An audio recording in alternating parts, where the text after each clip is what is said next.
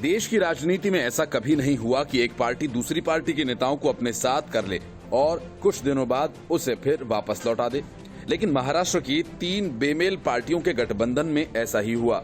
NCP ने शिवसेना के 5 नगर पार्षदों को अपनी पार्टी ज्वाइन कराई और कुछ दिनों बाद उन सबको भेड़ बकरियों की तरह हाँक कर वापस उद्धव ठाकरे के बाड़े में रख दिया। लेकिन इस खेल में अजीत पवार और शरद पवार की सियासी साख को बड़ा झटका लगा। महाराष्ट्र के अहमदनगर जिले के पारनेर नगर परिषद के पार्षद बुधवार की रात शिवसेना के अध्यक्ष और महाराष्ट्र के मुख्यमंत्री उद्धव ठाकरे से मिलने पहुंचे और उद्धव ठाकरे ने इन सब की घर वापसी कराई। कुछ दिनों पहले ही अजीत पवार ने इन सबको एनसीपी में शामिल करवा लिया था।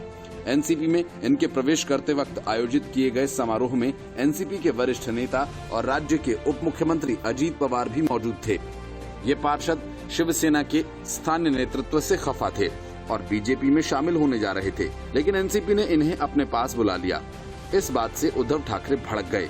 उद्धव ठाकरे की ओर से पार्टी के सेक्रेटरी मिलिंद नार्वेकर ने अजीत पवार से साफ कहा कि शिवसेना के सभी पार्षदों को वापस भेजें। उद्धव ठाकरे ने पहले शरद पवार को तलब किया, खरी खोटी सुनाई, फिर अजीत पवार उद्धव ठाकरे के दरबार में हाजिर हुए और फिर सारे पार्षद वापस शिवसेना में आ गए। ऐसा राजनीति में कम ही होता है कि किसी एक पार्टी ने दूसरी पार्टी के पार्षदों या विधायकों को तोड़ लिया हो और फिर वे उन्हें वापस भी कर दें। लेकिन यहाँ मामला अलग था।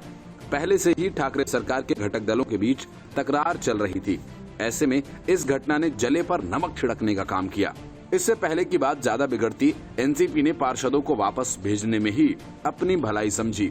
शिवसेना पार्षदों के एनसीपी में जाने से उद्धव ठाकरे काफी नाराज हो गए थे।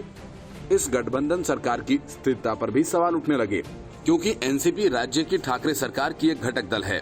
इससे पहले भी लॉकडाउन और मुंबई पुलिस के अफसरों के तबादले को लेकर शिवसेना और एनसीपी में ठन चुकी थी।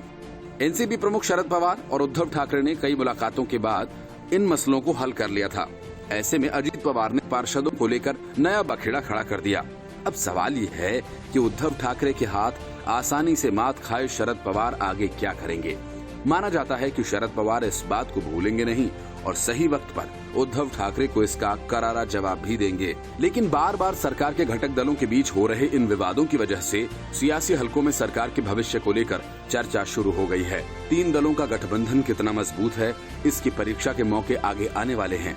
पहले नवी मुंबई महानगर पालिका के चुनाव होंगे और उसके बाद मुंबई महानगर पालिका के चुनाव होंगे। ये देखना दिलचस्प होगा कि ये तीनों ही पार्टियां बीजेपी के खिलाफ एक साथ गठबंधन करके चुनाव लड़ेंगी या फिर अलग अलग मैदान में उतरेंगी। Bureau report, news of India.